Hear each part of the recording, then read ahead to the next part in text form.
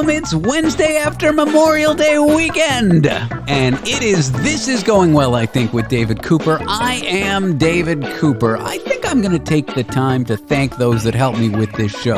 My producer, Danny, Tony Five, who's on most every episode, our intern, Zach, a.k.a. Kelvin, and my agent, Rob. Hey, Rob, what's up?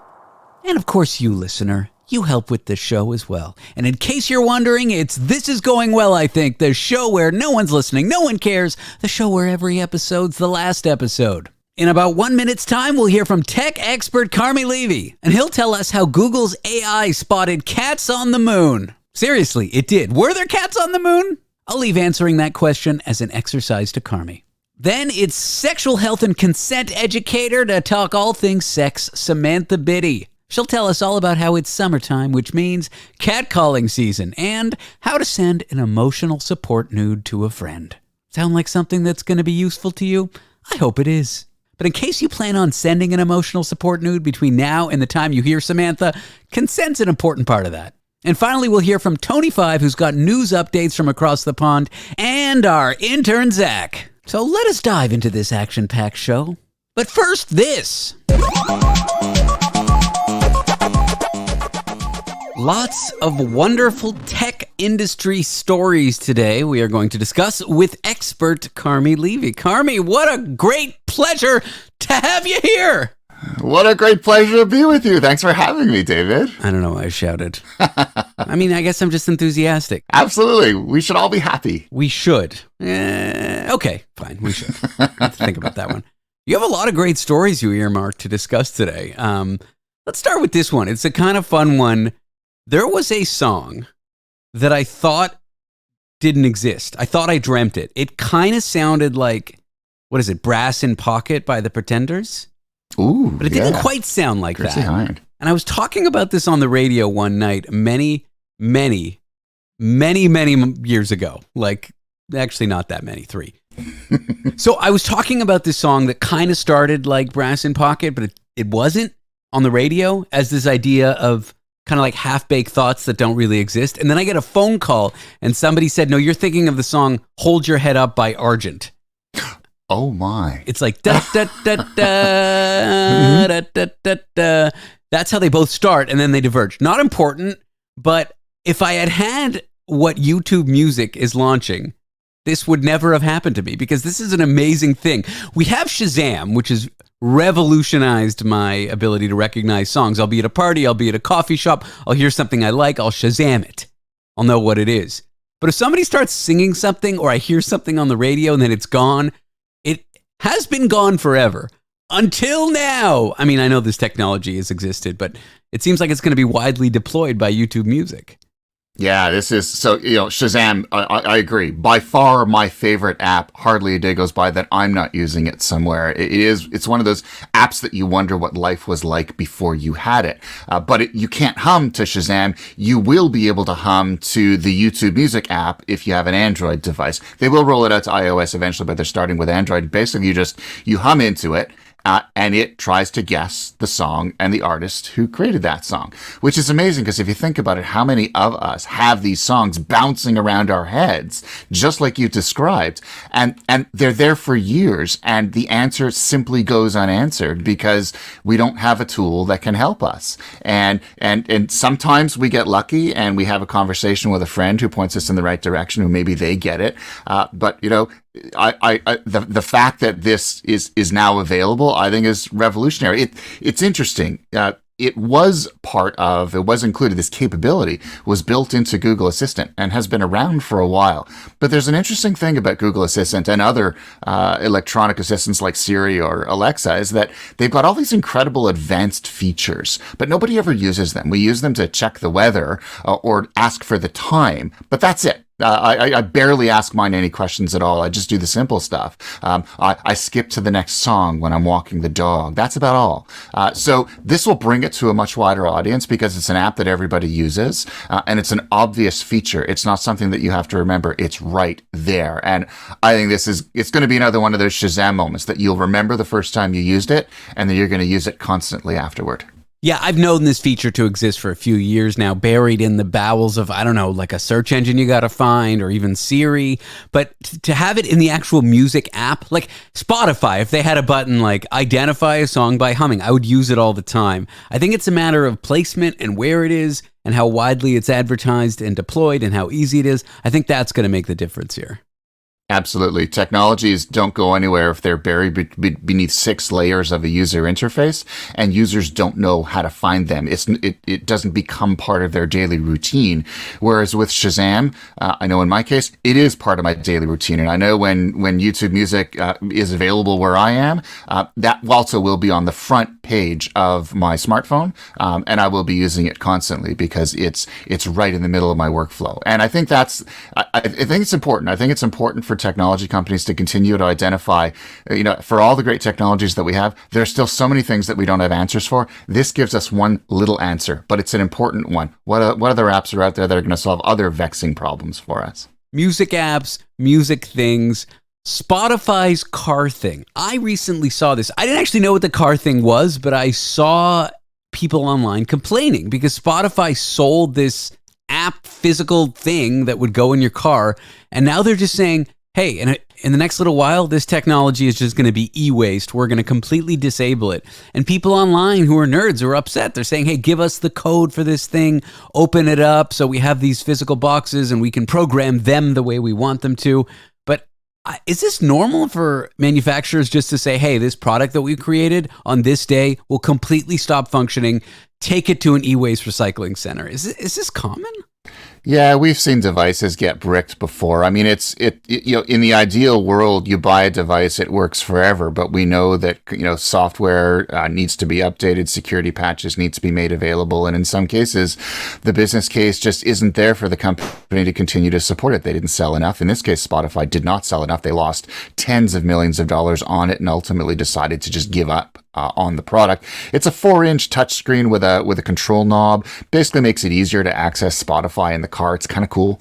So it lets you have Spotify up, and even if you have Spotify on Apple CarPlay or Google Android Auto, it still keeps it up on a dedicated screen, lets you continue to use the other screen in the car for navigation. So there was an interesting use case, and it was $90 when it first started selling, and then they dropped it to $50. So for that kind of money, it's one of those mad money purchases. And in the ideal world, it would stay alive forever, but Spotify said, nope, we're shuttering that division. We're going to put our money elsewhere. And rather than just allowing it to keep working, they said it's going to stop working this July. And at that point, you're going to have to, there's nothing we can do.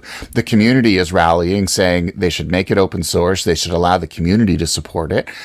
They shouldn't sort of have a death date to it. But the tech industry is littered with devices that just stopped being supported and eventually just stopped working on their own, or the network that supported them, like old Blackberries, you can't use them anymore because the network that supported them has been turned off because the company realized there's no more revenue coming in. We can't afford to keep all these devices on. So it sort of makes sense, but it's disappointing because this device was only introduced a couple of years ago to the general public, and even though the dollar amounts are small, a lot of people are saying it feels like dirty pool. It also just feels like they don't give a crap about, I don't know, the environment. There's something about when I'm on a plane, when I get those headphones and then afterward they don't take them back, and they just, every passenger is just a garbage headphone, garbage headphones, garbage headphones. I remember seeing that as a kid and thinking this is so wasteful. To launch a product that has a screen, a microchip, all this stuff, and then just say to people they got to take them to the e-waste center after 2-3 years is just kind of wild to me. Oh, it's irresponsible. And I think this is a reminder to us that when we decide what to buy or what to consume, or whether we even say yes to the headphones on the plane, we should be thinking about sustainability. We should be thinking about, are we going to be able to continue to use this either in this capacity or in any other capacity? Is there a plan for this? Is there a roadmap? Is there recycling built into it? Do I know what happens to it at end of life? And if there are no answers to this, like if I had known this when the car thing was first made available for sale, I wouldn't have bought it because I would have felt guilty about contributing to. Oh, you have one? When it came out, if this had been the case, I would consciously not have bought one because of that, because there was no roadmap. And I think we need to be doing the same thing with all of our electronic devices, is when we buy them, we should be asking those questions. And if we are in a retail environment where those answers are not forthcoming, we may want to buy them from an organization that maybe does have those answers, maybe is a little bit more responsible. So I will frequent big box stores that have recycling programs that are part of their business model, that have people who can answer my questions about where I can bring my stuff when it reaches end of life. This is important, and we know that e-waste is a huge and growing problem, and the industry needs to be part of it. And this example with Spotify makes it very clear they're not part of the solution, they're part of the problem. Completely agreed. But I'll still listen to Spotify on my smartphone, which I'm guessing is probably what I should have done from the start. Yeah, that's what I'm thinking too. Like, God, it's another company that I can't stand their practices, and I'm still going to use the product. Like, it's just you start off by loving these cool new companies that are competitors that enter. It's like Uber when they first launched. It was like, wow, what a product! And now I read about it, and I'm like, that's an irresponsible company, and yet I still use it. I don't know. I don't like what that says about me, but should I be responsible for corporate greed? Maybe. We like our toys, David. That's just the way it is. We certainly do. Was that a sexual thing? I don't know. Not important. No. What is important is cats are on the moon. Well, maybe not. And maybe people are being misled with regards to cats on the moon. And that's what we'll find out with Carmi Levy in a moment.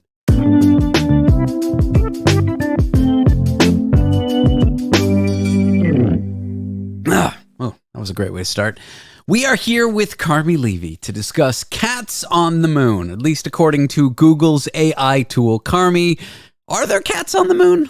Well, if you ask Google, like an Associated Press reporter did as part of some research the other day, the reporter asked if cats had been on the moon, and the new Google search with something called AI Overviews, it's a new feature that has been added to Google, the answer came back as, yes, astronauts have met cats on the moon, played with them, and provided care. Care? For example, yeah, they even care for them. Imagine that. They're cat people. For example, Neil Armstrong said one small step for man because it was a cat's step. And Buzz Aldrin also deployed cats on the Apollo 11 mission. Now, none of this is real. None of that happened, of course. But according to Google, the AI-generated summary that it puts at the top of a search result suggests that it was. And much the same way that if you ask Google how to handle your pizza toppings sliding off of the pizza, it'll suggest that you put glue on it. That apparently glue is a thing on pizza. Well, a lot of glue's non-toxic, especially children's glue. So I'm just saying it could work. I ate plenty of Elmer's glue as a child, no question, but I certainly don't want Google search telling me that I should be eating this. That's probably going to get someone killed at some point who doesn't know the difference between Elmer's and Crazy Glue, for example. So, this is it's a known problem with artificial intelligence, that it will lie, it will go rogue, it will hallucinate, and as these tools are increasingly integrated with search tools that we use all the time, we're realizing that AI isn't as perfect as it probably should be, and it could be generating results and answers that are going to get some people into trouble or worse. And that's problematic. Google says it's taking swift action to fix the errors, that they're trying to address them, that in most cases, the answers will be fine. It's only in the uncommon queries or edge case kind of questions that it seems to stumble a little bit, and so they're updating their training protocols. But clearly this is a tool, a technology that was not ready for prime time, and it illustrates the problems that we will have as AI-based tools become more mainstream. They still have that fundamental hallucination problem, and that's on very wide display now. I think of most Americans when they get surveyed and they do crazy political surveys like, does Joe Biden drink the blood of children or something like this? It'll be like 20% of Americans believe, some wild number. Whenever I see these insane polls, it's like some high percentage of Americans believe in conspiracies. So maybe AI is just as smart as us. Who knows? Well, see, that's the thing. AI is being trained based on data that it finds out on the open internet, including things that anyone might have posted. So it could come from a Reddit thread. It could come from an article that was posted to The Onion. And well, the crazy part, Carmi, is it doesn't come from one source. It comes from all the sources combined. So yes, it is taking into account those crazy posts that maybe are even satire about cats on the moon. That's right. And it can't tell the difference between satirical content and real. It can't tell the difference between something posted by a conspiracy theorist and something posted by a scientist who's done research collaboratively and has had it vetted by other legitimate sources. And so, there's no real transparency or due process here, which means that the data could be coming from anywhere, and the tools that are built on this can't be trusted because of it, because you simply don't know. That to me is a huge issue, and the industry is kind of rushing toward this AI cliff because, like Google, this is how they remain relevant. If they don't, then someone else is going to get there first, and they will be leapfrogged. So they're introducing technology that they know is based on this fundamental weakness, but from a business perspective, they have no choice but to do so if they want to remain in the game. Well, I think they see it, and I kind of agree with them, is that this is a fixable problem. Like, you can train AI to tell the difference between nonsense, satire, conspiracy theory, and the truth. They're just not there yet. But I think it is a solvable problem. But what's scary is we're widely deploying and using AI right now when that problem hasn't necessarily been solved or solved well. There's another story that you brought, which I found interesting because I've run into this. And the story's simple. AI answers computer programming language questions incorrectly 52% of the time. At least that's according to a study. I have observed this. I still code as a hobby to help with some radio-related projects that aren't this show. And a few months ago, I was thinking, how am I going to solve this thing? I was trying to get something to work in Linux that only worked on Windows. And if you had no idea what I'm talking about, listener, that's fine. But the fact is, I couldn't figure something out. And so I asked ChatGPT to solve it for me. And it gave me a very simple, very clean, kind of amazing answer. An answer that was so simple and so obvious, I thought, why didn't I think of this myself? And when I go to write the code, the fundamental assumption of it, the tool that this code is referencing, doesn't exist. It just made up a tool to bridge the gap between what I couldn't do and what I needed to do, and then referenced it in the example, and it just made shit up. And I was honestly, the level of lying to me, I was impressed. It's like, you made me feel like an idiot. You made me feel like an idiot for not doing this, and you showed me this simple solution that I couldn't figure out, and you just lied to me. It was kind of amazing. But I think you describe it's almost like a perfect scenario for using it, because you were stuck and you use the tool to brainstorm your way out of this dark corner, to shed some light on it, to maybe give you an answer that you couldn't otherwise find. And it gave you that. And then you of course did additional research to validate that in fact what the tool was telling you was true, realized it wasn't, and then incorporated that into your process going forward. So you were doing your due diligence. You used the tool up front, and then you used your God-given human capabilities to validate and confirm that, maybe this isn't everything that I thought it was. I better find a different direction. Whereas, according to this research from Purdue University, half of the time, the answers that come back from ChatGPT will be wrong. But what's worse, the recipients of it still prefer those answers 35% of the time. And what's even worse, 39% of the time, they will overlook that misinformation and take it at face value. So you were part of that 61% that said, hey, I'm not going to take it at face value. I'm going to do additional research. And I think that's the lesson from all of this is, don't just take what it's spitting out as gospel. You still got homework to do. It's kind of the equivalent of the story you brought a few months ago, who knows how long ago, where lawyers were citing cases that didn't exist. And so it gives you a great kind of like thing to argue as a lawyer, but it's like, hey, it's based on this assumption that this case exists, and you don't even look at that. But it just made the case up, and it did exactly that for me. If you can think of programming language libraries as cases, it started showing me how to use this great library that solved what I needed to do. But the library didn't exist. It was amazing. Exactly. And in the case of this lawyer, used ChatGPT to create some briefs, which referred to certain cases, cited a bunch of cases, some of which were real, many of which were not.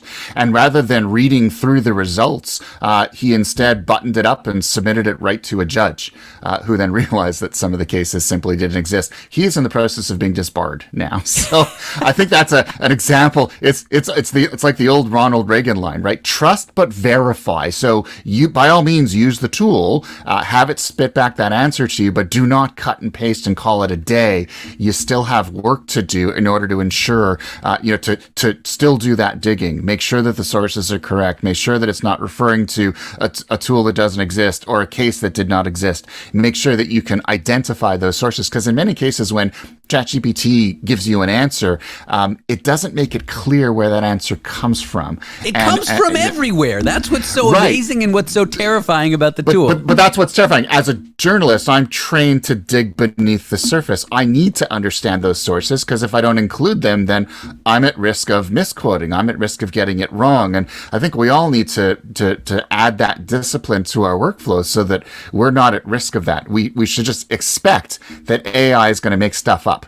And we have to ask ourselves, what are we going to do when it makes stuff up? Because that's inevitable. It certainly is. It certainly is. Yeah.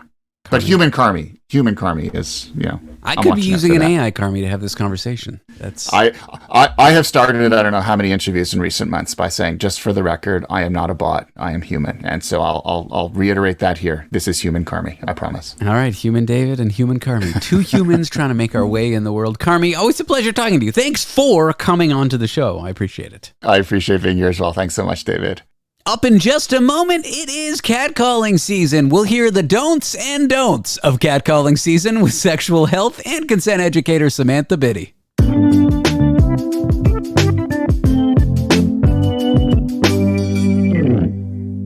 Samantha Bitty, sexual health and consent educator. What a pleasure it is to have you here. My goodness. Hello. Hello. So, it's summer. It's uncuffing season as you've described it, or is that spring? Spring is uncuffing season.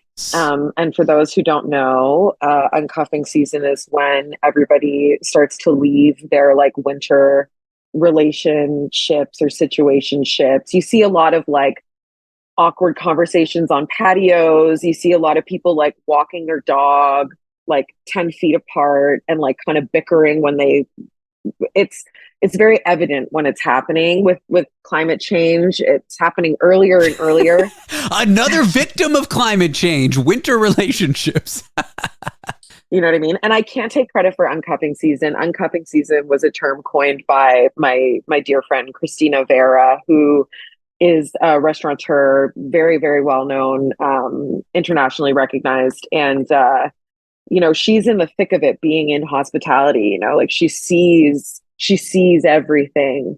And and so her and I often joke about uncuffing season and also which restaurants are good to bring your mistress to and all those sorts of things. Oh, wow. That's a great, BuzzFeed article, top 10 best restaurants to bring your mistress to. When you see a public breakup happening on a patio at a restaurant, coffee shop is always a great choice, in my opinion. Are you is it like an accident on the side of the road? You say don't stare at everyone else, but when you get to the accident, you of course turn your head because you can't help yourself. Is it like that?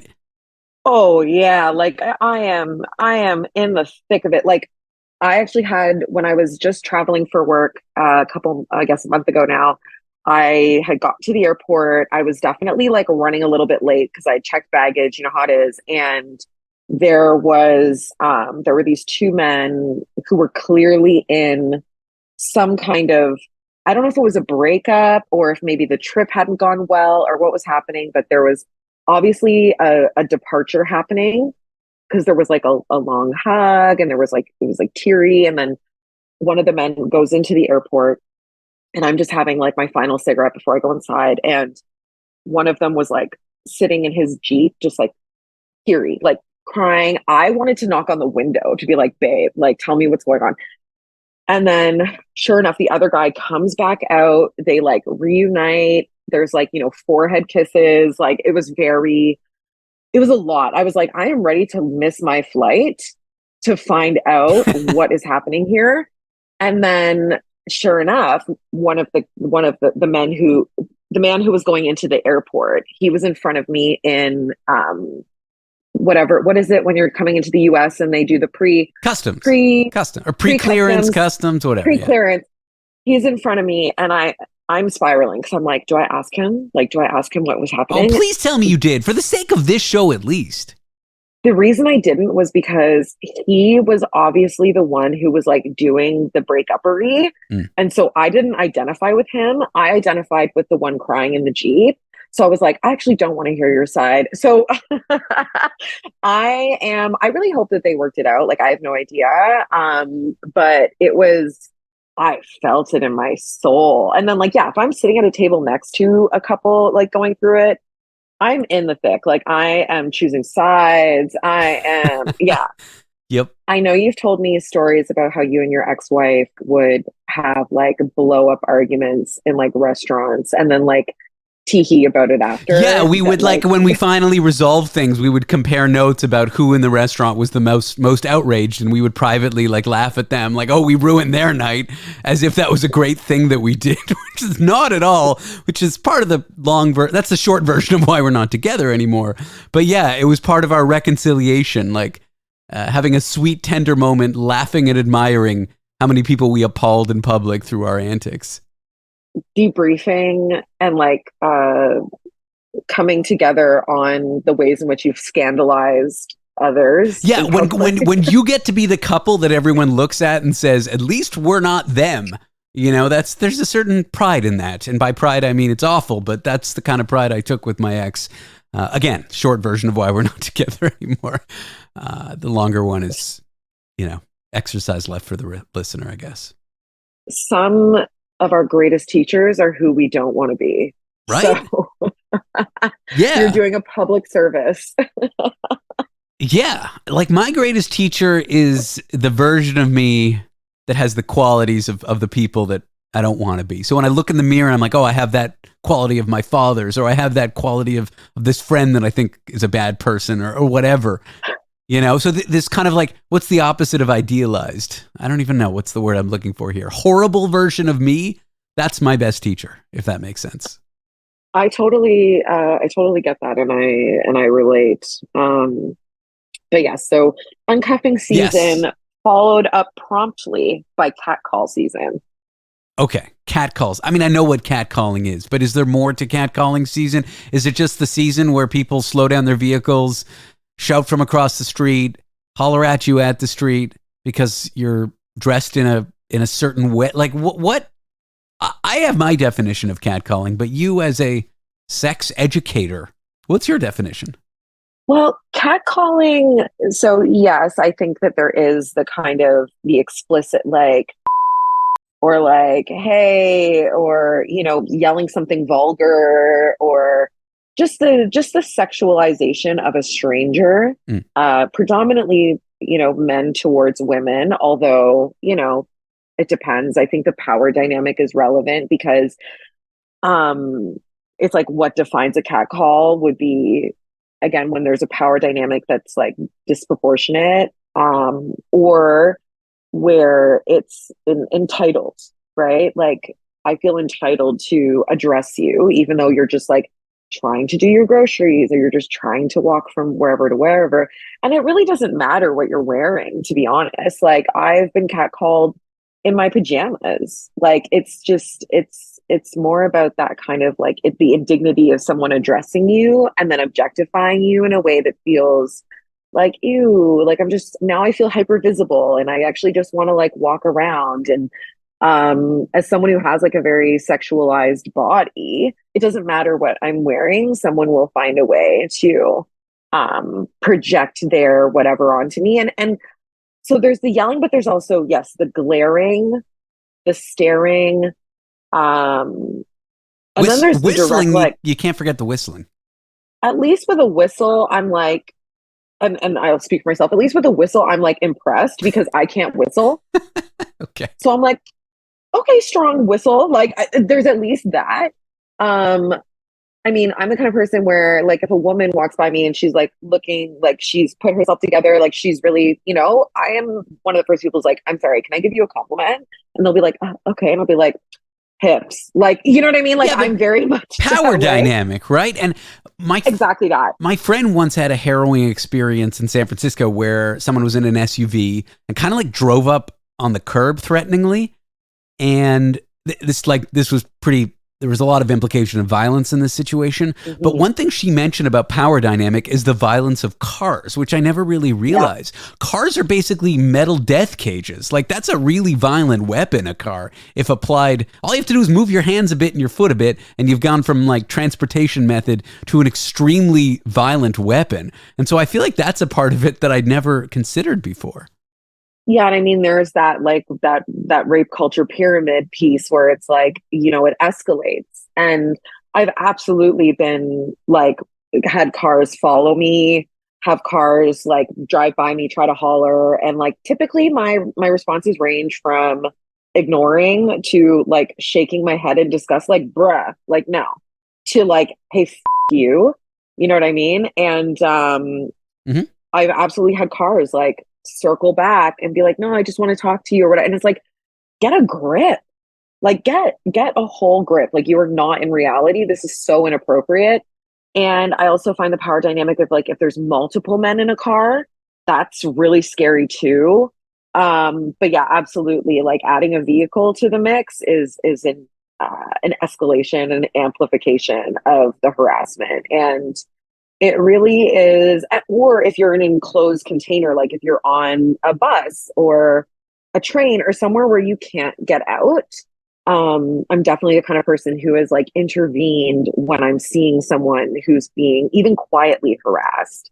And have had like very large escalations of those types of events. So even my suggestion to anyone who sees somebody cute is to assess the power dynamic, and chances are you just need to let it go. You need to let the opportunity pass you by, because the chances of you making someone uncomfortable and like ruining their whole day is so high. Like, the psychic space it takes up when someone has street harassed you is just insurmountable, and I hate that for all of us. And you know not to trivialize, but to kind of end on a lighter note, there's this meme going around being like, if men didn't act so weird, women would have their breasts out more. So y'all are self-sabotaging. And I think, and that's true. Like, if we felt like we could express ourselves and be comfortable in temperature without being harassed, like, y'all would have way more eye candy to enjoy. And to just keep it pushing. Like, you think I don't see like fine ass people, running by, like it's very much shirtless jogging men season. I might be like quietly nod to myself like, I enjoyed that. And I just keep it pushing because it's another whole human being. Yeah, like when I'm at a show, I think, oh, what's going on the stage? That's great. I'm not going to go up there and start being violent to everyone. Yeah. I love that if men were better behaved, they might get more eye candy. We're here with Samantha Bitty talking about catcalling season. We'll be back in a moment.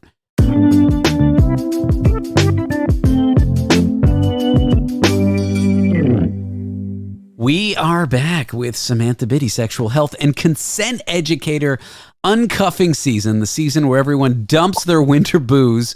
I said booze, that's right. Didn't feel right, but it came out of my mouth. Is over. We are on to catcalling season, and we're just trying to paint a portrait here, I think, for people who don't experience it. Because there are those who think it doesn't happen or that it's not a big deal, and that perspective is often coming from folks who just don't have to experience this.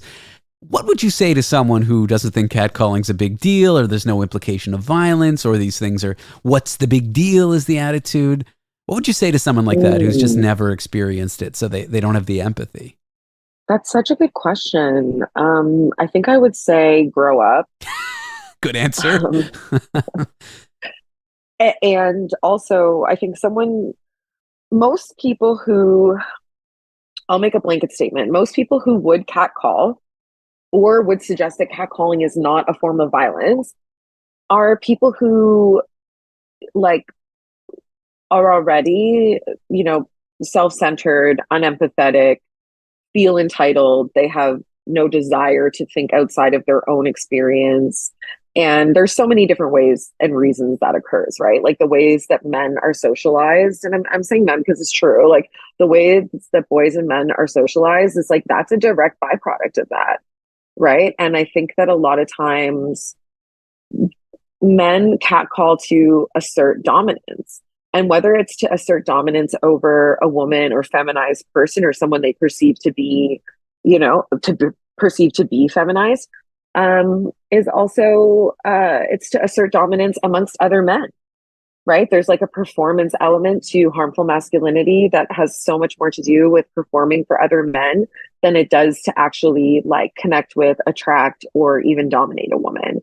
So, I think that if people feel entitled to that, there's so many more deeper issues that need to be addressed. But if someone's just kind of like willfully ignorant about it, it's like, oh, really? Like, I didn't realize that. Like, I've even heard that from women who don't have as sexualized of bodies or don't have as fetishized of identities, right? And so when I tell them about my experiences, they're like, oh, wow, like that never happens to me. And I was like, yeah, because it's part of like larger systems of subjugation and oppression, right? That connect with race and ability and shape and size and all those other things. So I think that everybody is subject to maybe not necessarily deeply empathizing with the experiences of other people.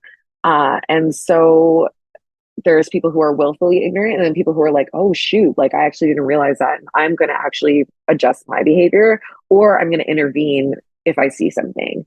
So does that answer that? Yeah, no, it's a great answer. I'm just listening to you. I'm like, this is great. Yeah. Every now and again, I know what I'm talking about. Hey, it's happened to me, not for many years, but it happens to, unfortunately, all of us. Okay, let's put a pin in that. It's a good conversation, but there's also something else I want to talk about. It seems like every day we turn on the news, it gets worse. There are friends that are suffering. There's a way to help your friends that you were mentioning to me, which I love. I've never thought of it. Emotional support nudes. Should we be sending them to our friends? I think in general the answer is with consent only, but I've never thought of this, emotional support nudes. Me and my best friend often send nudes to each other. I think it's more about trying to shock the other one. It's like a quiet escalation of, often I send them to him on the toilet. He sends them to me on the toilet. It's a bad scene, but in some sense, it affirms our friendship and our bond. So maybe I have sent emotional support nudes now that I think about it. Yeah, and I see that as emotional support because even though you're trying to antagonize the other, let's say. Lovingly antagonize. He has my consent and I have his consent. And that's the part. It's intended to, amuse or like, that it's welcome, right? You've established that dynamic. And that is a form of emotional support, right? Because it's like bringing joy to others is a form of emotional support. And this whole idea, like, I mean, this is something that's been going on for, I think, since as long as we've been able to send nudes to each other. But it was actually, Did they do it on the walls of the cave with the blood, the lamb's blood and like, the pigments? Is that what, when we see the cave paintings, is that what that is? Emotional support nudes? Maybe. I would speculate. I'm not an anthropologist, but there's good sociological evidence to suggest this is the case. It was a term that was coined with a friend of mine. Again, it takes a village to raise a baby, and so many notions of mine are co-created. And one of my friends was telling a story about how a good friend of hers was like going through just like a lot of really hard stuff that she literally had nothing to offer. And she said to him, like, like, thank you for like trusting me with this and da da da da. Like, all I can't, I can't change the fact that your father's dying. Like, I can't, whatever. She's like, do you want to see my tits? And he was like, you know what? Yeah, like that would help. And she's like, this is all I have to give. And so we were joking about, the emotional support nude. And it ranges from like, my friend is going through it. Here's some titties to, I think I look good in this photo. Can you like hype me up? so that I can like feel good today, or so I know whether this is appropriate to send to a lover or love interest.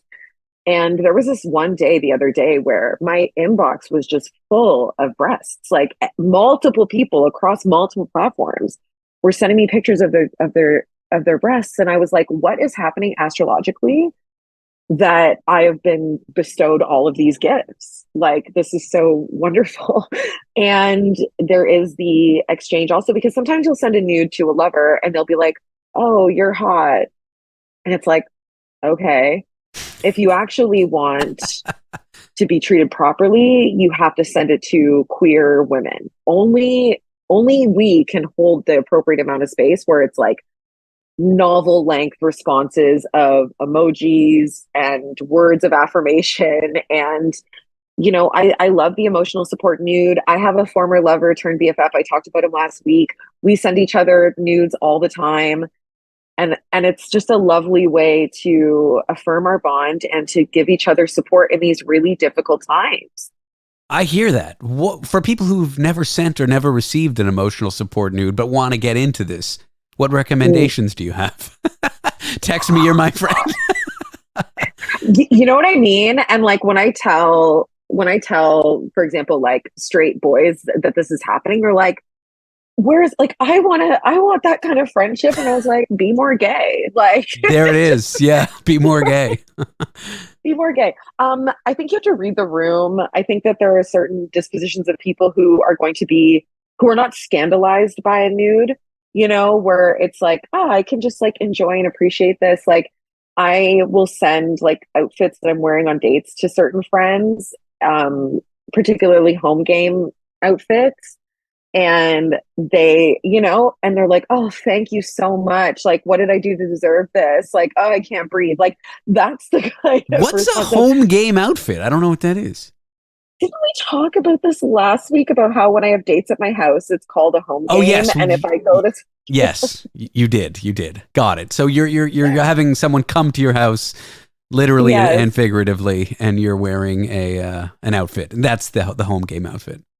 Yeah. And as I said, it's usually, you know, visible nipple, under boob, under butt, like everything. So it's nude adjacent. Yes. As opposed to if I had to go out into the world, might be a little different. It's different. Yeah. And the funniest though is when I get into an Uber when I'm on the way to like a fetish party or something, and it's like my bare ass is on your Uber seat.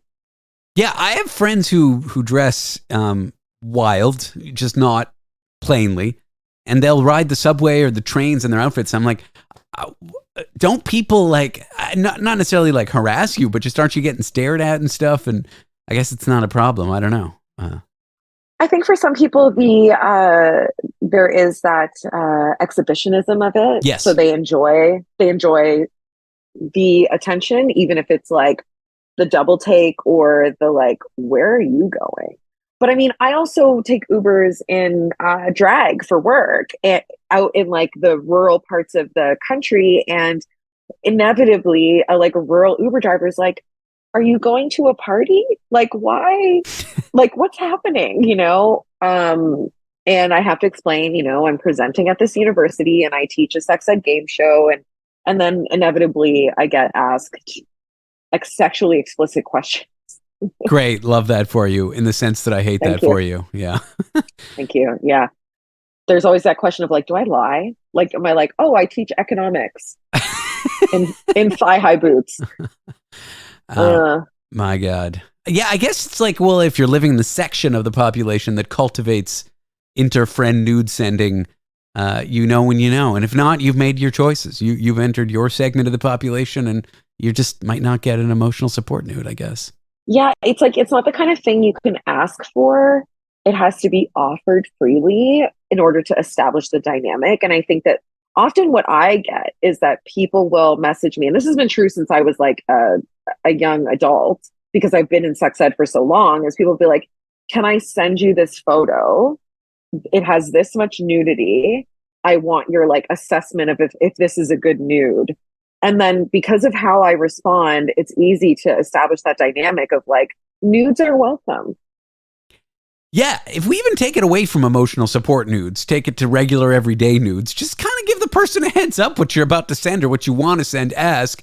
Is it really like, does it really detract from the sexiness to be like, hey, I want to send you a picture of my junk? Like, even if it's a 0.5% less sexy, if you ask, it's 1,000% more consent if you ask, so it's worth it, you know? Yeah, and I would say that when we're sending nudes of any context, whether it's the emotional support nude or it's the like, I'm trying to arouse another person, it is important to be like, can I send you something? Because I don't think it's less sexy. I think it's a million times more sexy because I might not be in the right headspace to receive that. And that is going to inform the way I view that. So if I'm not in the right headspace to receive a picture of somebody's junk, then it's not going to feel good. And I don't think that that's what the other person wants either. Chances are if I'm involved with them. And so it's just like, can I send you something, or is now a good time? Or like, I really want to show you something, or I took a video for you, or whatever. And you frame it in that way, and someone can be like, yes, or they can be like, actually, I'm at the dentist. Can you send this to me in a half an hour?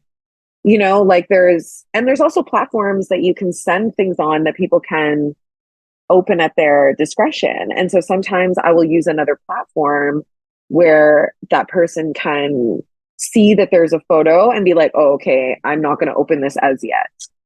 Don't open it at the church. Samantha, thank you so much for your time. What a pleasure. Thank you, David.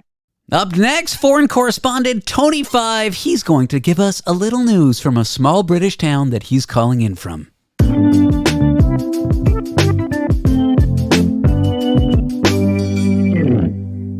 Oh my goodness. Tony Five is here. He joins us on vacation. What are you doing? Where are you?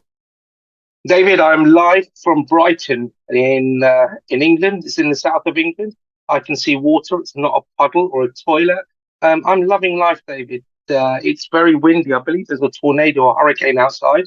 But apart from that, it's good. I'm down here for a few days, looking at white people. I do that every so often. White watching. Just white watching, exactly. Boston do whale watching. I do white watching.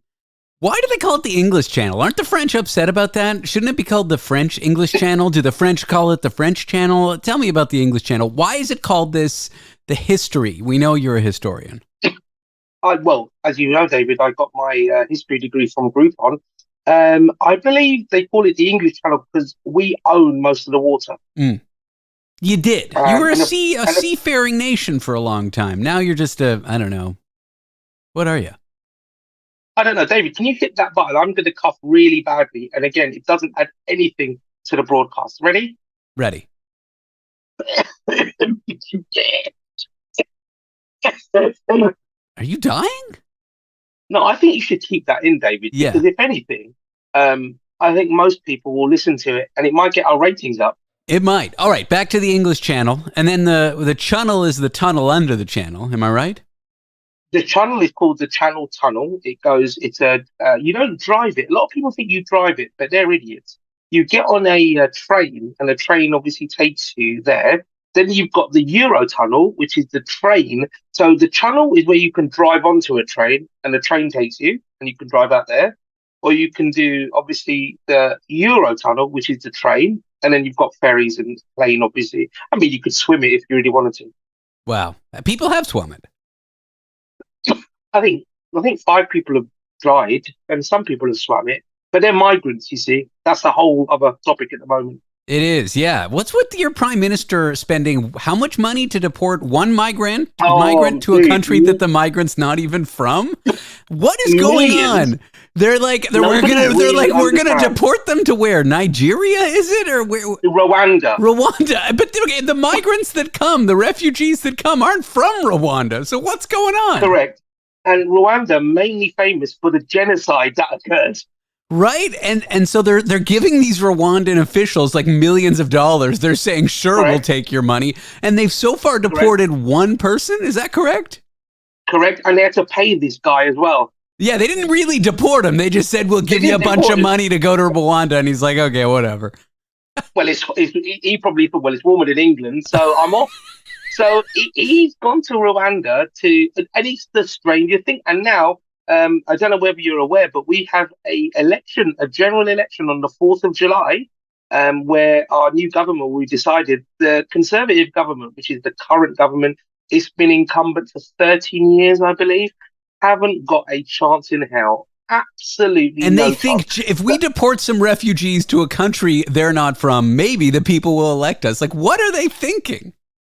Nobody knows, David. And the main thing on the new guy's manifesto is bringing back national service, which is conscription, basically, For for what? 18-year-olds. For what? No, exactly. No idea. That's his award-winning sort of pledge to the country. So I think the argument or the news at the moment, it's the opposition, which is Labour.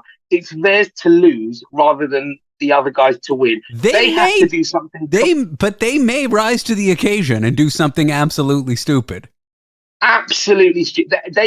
It would be political suicide. But like you said, you never know, right? You never ever know what could happen. And no one believed it. This migrant deporting thing is so wild to me. And I was reading something like it would cost 80 or 90,000 pounds a year to put someone up with basic housing and give them basic income to just feed them and give them a crappy place to live. And it's looking like it's like £1 million per migrant deported or some crazy number. You could basically house 50 British people who are suffering, or you could make a publicity stunt and deport migrants to a country they're not even from. Exactly. And obviously they don't speak African. So they don't speak Rwandan. So God knows what. I mean, I don't know what they're going to do. Is there a McDonald's out there or a Kmart? I've got no idea what. And well, it gets weirder still. The British government gave the Rwandan government a bunch of money to build these housing complexes. And of course, the Rwandan government said, fine, we'll build them. But because they've sat empty, the government's just selling them to people. So now they're not even there for British deportees. It makes no sense. What is your government doing? Even if I agree with the premise that you should racistly deport people, like, don't deport them to a country they're not from. What's going on? Nobody really knows, David. I am actually thinking of taking that political science Groupon that you sent me for Christmas, which means next week when we speak, I'll probably be running for the Prime Minister. That may overqualify you for that office, Tony. It could do, David. But yeah, you're right. We've never discussed politics before. This is quite interesting. But yeah, I have no idea. I think we've got to the point now. Our current government is so corrupt. Like, from the deals that they gave to their cronies during COVID, to the lies they tell, to that deportation thing. I mean, it is unbelievable. While the NHS is broken, which is our health service, and so many homeless people and so many things that are happening in the own country, to pay so much money to deport people. And they're usually, these people that have come from the Middle East, who have gone through Europe, got to France, and then have travelled on essentially dinghies, so rubber dirigibles. And so many have died, so many children have died. And once they come here, because of our policies, we house them, look after them, give them, and the government believes that the people of the UK want them out and will pay anything to want them out. Now, there is a caveat. I couldn't care less. And I don't think paying tens of millions, it is really in the tens of millions, to only deport one person is just insanity. So how he can answer questions from DJs and from, in political programs where they interrogate him, I have no idea. It's beyond me.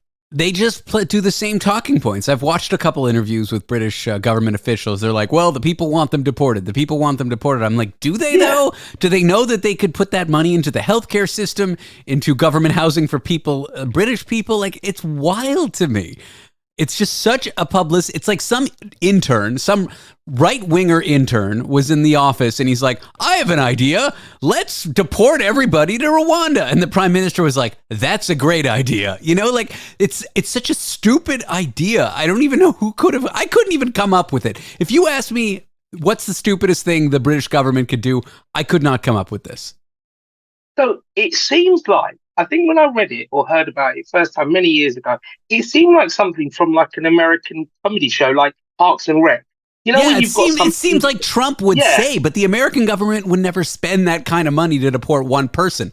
They would just beat him up and drive him to Mexico. Like, not that that's good. I'm not supporting it, but they don't spend the kind of money, I mean, yeah, I mean, they would even rent the car to go to Mexico, so Hertz wouldn't even get the full money. So it would be kind of funny, but yeah, I have absolutely no idea how it works. But yeah, I mean, I think there was the policies and the government were using the fact that a lot of um, migrant men were coming over, and they were the cause of a lot of crime in these sort of seafront towns, Were they and the cause they of a lot of crime, or were they a cause of a small amount of crime that the media over? correct. Yeah. So like a little bit of Correct. crime happens, but because it's a migrant, it's a national story, and migrants are the worst. Correct. Yeah. And the fact that they threw their passports overseas and you couldn't identify them, and a lot of them were fighting age males. I mean, one of the stories I found was very funny is that a 27-year-old man who had just shaved himself quite close basically went to a school and pretended he was 14. Now, that to me is quite funny. What, to get an education? Like, what was he doing in the school? I don't know. I think he just thought, well, I'll go to school. And he sort of tried it on with like younger girls and 17 and 18-year-olds Oh, God. until they found out, until they found out he was 27. Now, how they found out he was 27, I don't know. Maybe he slipped up and said, oh, during the war. And they were like, what war? That was a Vietnam War. And then they went, gotcha. During the Great War. Tony, Yeah. you've finally done some political consulting on this show. David, it's been an absolute pleasure today. I hope the listeners have learned something, and they probably haven't, but No. maybe they've learned to listen to a different podcast. Yeah, I'd like to think that. Tony, I actually want you to come back, so we'll take a small break and you'll be back. But what will we cover? That's anyone's guess. Sponsored by Benadryl.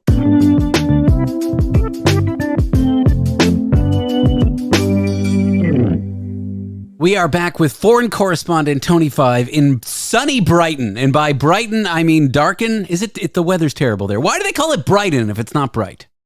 It's absolutely horrific at the moment, David. It's absolutely just like horrible stormy. The weather is like grey and cloudy, and the sea is just so rough. I feel seasick just looking at it. I feel seasick just looking at you. Tony, you've got more news from across the pond, from the Great British Isles or something. David, what I thought we'd do, which we never really done before, is that I'm going to go through the latest highlight news of local papers. So kind of like proverbial, very provincial papers. Provincial proverbial papers with Penile Tony. Well, I mean, if you want to use that allegory, then that's fine. I'm going to look at what's happening in Brighton, which is where I am. I never really do news with you. And the truth is, I don't really do news on my show. Back when I was doing commercial radio, they forced me to do a little, but I didn't love doing it. But behind the scenes, I'm actually a news junkie. So I watch a lot of news. I read the news. I watch like news TV shows. I watch all the late night shows that are political. I actually love consuming that kind of content, but I don't love creating it. However, I think with you, I'll love creating it. Well, what I like is some English local papers are so niche and so cliche because they really only concern maybe the local 4 miles of what it is. So it means nothing to anybody outside. Like, now I'm going to tell you, like, that this is the top story in a local newspaper. Are you ready? Yeah. I'm so ready. Pigeon attacks man on seafront. Exactly, right? So that's the first one. The second one, beach evacuated as bomb explodes. I mean, these are genuine things. Oh, is that like a World War II bomb? Like unexploded Correct. ordinances? Wow. Yeah. In West Wittering, a beach evacuated as a bomb, and it's supported by a picture of just sand going up in the air. And it says, exactly. And it says an explosion was carried out, and I'll tell you a little bit about it. It was done on 3:30 on Sunday. The bomb squad were brought out, and it says a spokesman for the Coast Guard team says, if you come across anything suspicious on the beach, including bombs, please do get in touch. As opposed to what? Take them home and let your children play with them?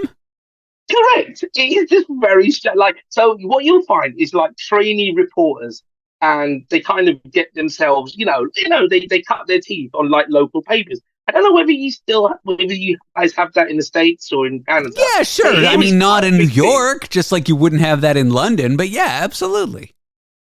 So, it's very, very strange. For example, right, under the pet news, Neighborhood stray cat with no tail is looking for a permanent home.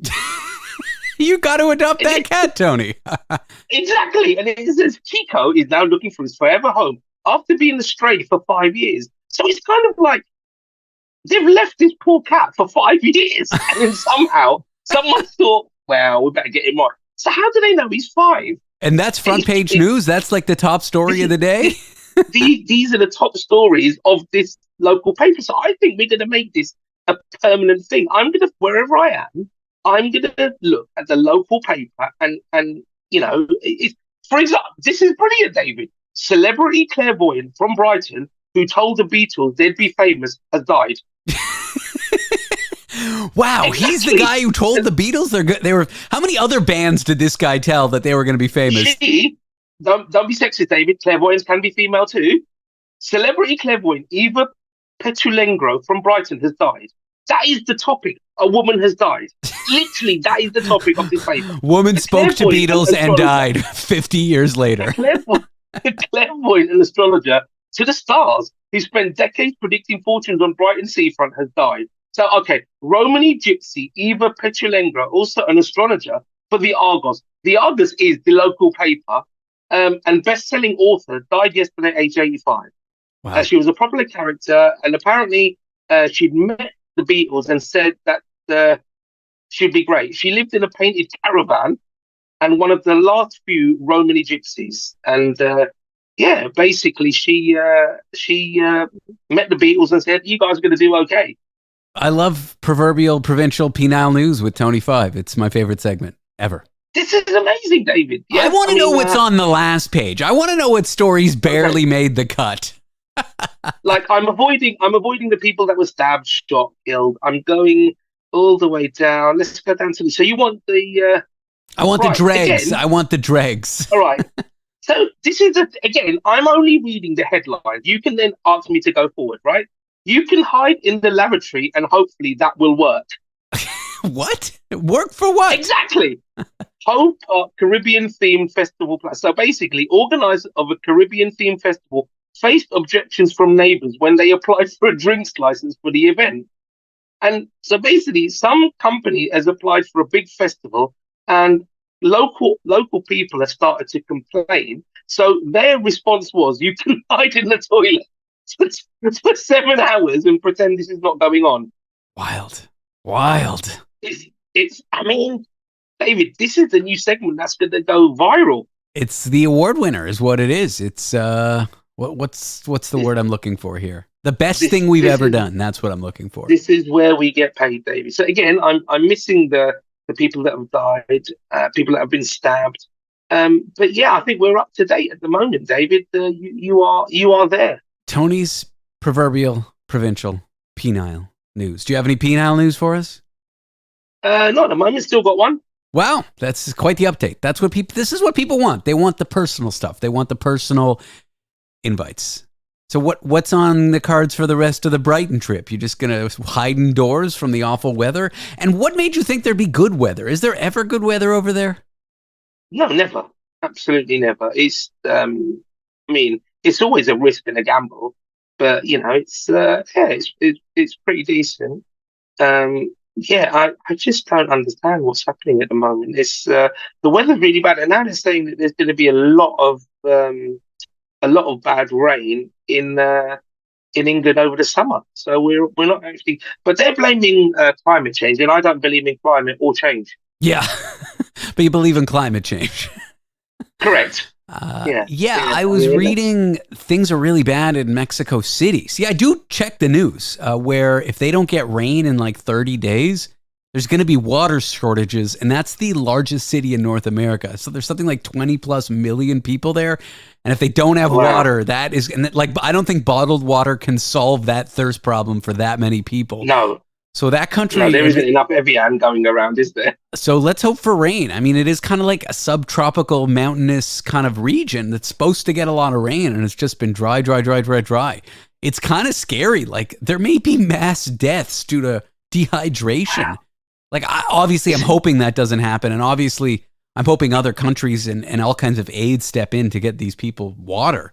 But that's No, you don't want them to have AIDS, David. Jesus. No, you don't. What, the dehydration's AIDS enough. and dehydration. That's- Yeah, AIDS and dehydration. Not a good combination, David. I hate Again, you. that's my Tinder name. Yeah. But yeah, that's a wild story, and I'm hoping that it rains there, and then the story goes away. But it's supposed to be a really bad year for hurricanes up the east coast of the United States. We got drought in Mexico City. We're supposed to be rainy and horrible in England more than usual, but that just sounds normal to me. But that's just me. We got a wild season potentially, hot season for climate change this year. But dear listener, we will be with you every step of the way. We will be reporting what you need to know and probably what you don't. David, on that note, I'm going to leave you with the last topic. I'm not going to expand upon the topic. I'm going to leave it to your imagination. But I will say adieu and farewell. Sussex fairgoers horror at seeing a goldfish up for grabs as a prize. That does sound horrific. Almost as horrific as what we do on a daily basis. Tony, thank you for being here. Always a pleasure, David. Our final guest in just a few moments. It's our intern, Zach Zhang, and we are going to check in with him about, well, this show needs work. You listen to it. I'm hoping he has ideas that may improve the show. We'll find out.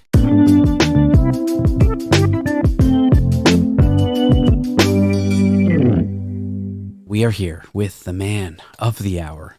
It is no other than no other. English, how does it work? No one knows.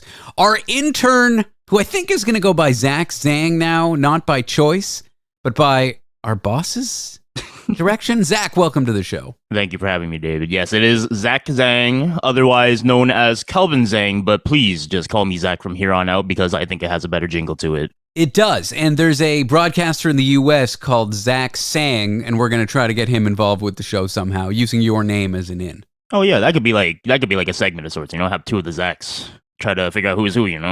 Figure out the Zach. Like surely it's gonna be totally different Zachs. Yes, name the Zach. We'll come up with two Zachs, and I'll have to pick the Zach. That'll be 20 minutes of name the Zach. You had to ask us both questions that only the real Zach would know the answers to. I think this lends itself nicely into where I want to take this. Last time you were here, we held you to the fire merely by introducing you to Tony 5. I feel like that in and of itself is a challenge. Yes, Tony 5 is definitely a character. I'll tell you what. But I love him. I love him too. Of all the people, Tony 5 is definitely one of them. Mm-hmm. Now, I thought we would go through ideas, segment ideas, any thoughts you have that should make this show better, but more importantly, any thoughts you have that will make this show worse. Are you up for the challenge? I am your intern, so this is kind of my application or my test of skill right here as well. So yes, I am up for the challenge right here. I feel like we'll be doing will you get the job, won't you get the job challenge for the next 15 years. 15 years from now, we'll still be doing the same thing. Oh, for sure. You know what? We might as well just make that a segment so far, Just every week, get a different intern, ask if they will get the job. I'll be like the HR manager, the main intern, Agent Zero, as they say. I'll go through the interview process. And if they fail the test, well, they'll end up getting the job. That'll be the punishment. Yeah, that'll be the punishment. And then I get to be set free. What? I'm not giving you the key to the room. We have you locked in. All right, ideas for the show. What are you? Clearly, you've been listening a little. You've been working on it a little. You must have thoughts for how to make this show better or how we could make it much, much worse. All right. Let's be honest. The show is generally silly. All right. And I think silliness works with a lot of game show formats. So things like Jeopardy, having these specific questions and answers tied to them, those multiple boxes with different gradings, and just having really wacky questions to throw off the viewers. Like, for example, on YouTube, I've been seeing a lot of these. I'm a big Pokemon head. I love the Pokemon series. I've been seeing a lot of these Pokemon Jeopardy type videos where they just completely butcher the answers because they make the answers almost impossible to guess. And I think that would be a really cool attempt at doing something there. Just having like game show type format on one of our segments. I love it. And I have two games that I want to play with you now that you mention. And they perfect. One is game show style and the other is just silly and weird. But go on. Any other ideas? Let's hear your idea first. What do you mean? I don't have any ideas. I'm out of ideas. That's why we... But I need something to base my ideas off of, I need a starting point. All right. Well, game show format is fine. We got two games. One, Would You Rather Children's Edition. These are questions where I give you two scenarios, two things, two of anything, and you've got to pick the one you'd prefer. or terrible questions to ask someone in an interview as written by my girlfriend. She came up with 50 rapid fire questions for me to ask guests when I run out of questions, and each one is worse than the next. They're a mix of serious and silly in a horrible way. I like both of those ideas. They kind of sound like what we were just talking about with that interview format. But anyways, carry on. Let's do Would You Rather Kids edition, and then we'll do the bad questions next time. Sure. Okay. We'll do the Would You Rather first. And I think this lends itself well to the maturity level of this show. These are questions designed for primary school students. Oh, perfect.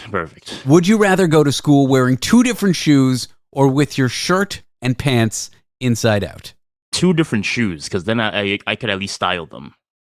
Is that a thing? Is that a thing kids do, wear mismatched shoes? Kids do? I don't know, but I've seen people just wear 2 different types of shoes just because they have like the cool looking pants for it. Would you rather have rainbow colored hair or shave your head bald?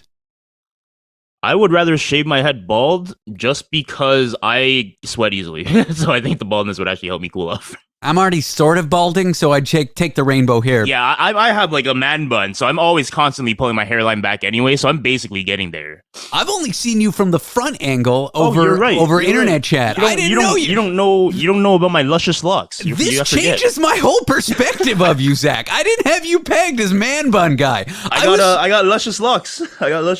Because of the way your headphone is, I thought your hair was short and just kind of pulled back a bit. No. I thought you were short hair, Zach, not man bun, Zach. This changes everything. No, I did used to rock a short hair, but then I just got tired of paying for haircuts, and I'd rather just trim my own hair. This is wild. This is like when for example, I had this coworker who used to work in finance when I had a real job. He was like a revenue accountant or something, and he was a really nerdy guy. And we talk about nerdy stuff, not computer programming, but like science fiction. I thought the guy didn't have any friends, let alone a girlfriend. Mm-hmm. Then one day, and he always wore a button-up shirt. Then one day, it was really hot out, and I went for a coffee with him, and he rolled up his sleeves. The guy had arm tattoos on both arms, like full arm sleeves. And I'm like, what kind of guy is this? I had this all wrong. That's how I feel about right now with your hair. Completely broke your image of me, huh? I prefer long, luscious hair, Zach, to be honest. And you're drinking Pepsi. I would have pegged you as a Coke guy, but not important. Actually, I am a Coke guy, so you got that right. It's just that Pepsi was cheaper than Coke. And if you can't tell already, I'm cheap. So you'll do great on this show. Yeah. Would you rather walk backwards all day long or be able to move forwards, but you gotta crawl? I would walk backwards all day long. I think it would just be it would be weird, but not weird enough for me to be embarrassed. You know what I mean? Like if I'm crawling towards everything, I would feel a little bit out of place. But moving backwards, I'm still standing with society. You feel? I could pass it off as a moonwalk. I could pass it off as a moonwalk. I hear that. I live in Manhattan, and if I get knee contact with the sidewalks, I'm gonna get knee fungus. So I'll just true. That is also true. Like if my bare knees touch the floor of the subway platform, I'm gonna die. I think that happens. You're gonna die. Yep. 100 people in New York die every day from that. 100%. So 100%. I'm lucky enough to not live in the major city that I'm associated with. If I crawled down in Toronto, I would probably get like a needle in one of my arms or something. But I don't know. Toronto train platform fungus versus New York train platform fungus. I'm gonna say New York's is worse, but not. I Toronto's is good. I don't think it's a competition. Don't get me wrong. I don't think it's a competition, but I do agree. We both have our messes here. Would you rather go swimming in ice water or hike through a blazing hot desert with 10 layers on, like a parka? You know, like that kind of thing. I think I would walk through the desert. Wait, do I have the option to take these parkas off? 10 minutes in the ice water, like 0-degree water, just about to freeze water, or 10 minutes wearing a parka and 10 other layers in the hot desert? Okay, in that case, I'll just stick in the ice water. I think I have a likelier chance of just chilling in ice water than actually just succumbing to heat stroke. I feel like that's a really tough one. I think I would not want to do both of them equally. Yeah, I wouldn't want to do both of them. I'm just basing this off of me having a sensitivity to heat, because I do have eczema as well, so this is going to be super uncomfortable for me with the parkas on. I think I would die from heat before I would succumb to frostbite, so I would choose the water. You're telling me you have eczema? Zach, you know you're not supposed to hit on your boss. Okay, would you rather... Oh, my bad. My bad. It's a bad joke. because eczema's traditionally not sexy. Although I'm sure on the internet there are people with eczema fetishes, but that's a conversation for another day. I hope not. That's a weird fetish to have. I think a lot of people with eczema would rather wish they didn't. Somewhere out there, there's a woman who really wants a man with eczema, and she's dating someone who has perfect skin, and that's a tragedy. And that's a tragedy. And right here, I'm looking for that woman. It's like for me, somewhere out there, there's a woman who likes micro penises, and she's dating a guy with a huge schlong, and that's a tragedy. Would you rather shower three? This one's really easy for me. Would you rather shower 3 times a day or take 1 shower each week, but for 60 minutes? 3 times a day or 1 shower each week? I think I would actually go for 3 times a day. I do it once a week. I barely shower every other day as it is. I can't be showering. My reasons are different from yours, though. My reason is just that I need to keep my skin moist, so that would actually prove a very effective way of doing it. Mine's I just have bad hygiene. Fair enough, and I don't blame you. A lot of people tend to do that, and I'm actually one of them as well, so don't worry. Zach, you did a great job going through Would You Rather Kids Edition. This was a lot of fun. It's easy talking to you. Oh, yeah. I love being a talker. I love talking with you as well. Aw, this is a little, professional bromance. Okay, next time we talk, we'll go through the bad radio interview questions to ask anybody as written by my girlfriend. Oh, yes, you should bring Tony 5 in there just so we get the true interview experience, bringing it back to day 1 when I was here. Tony 5. It's like taking acid in hell being on the air with him. Yeah. One hell of a drug. Thanks, Zach. Appreciate your time. No problem. And thank you for your time, listener. I'll be back tomorrow. Mwah!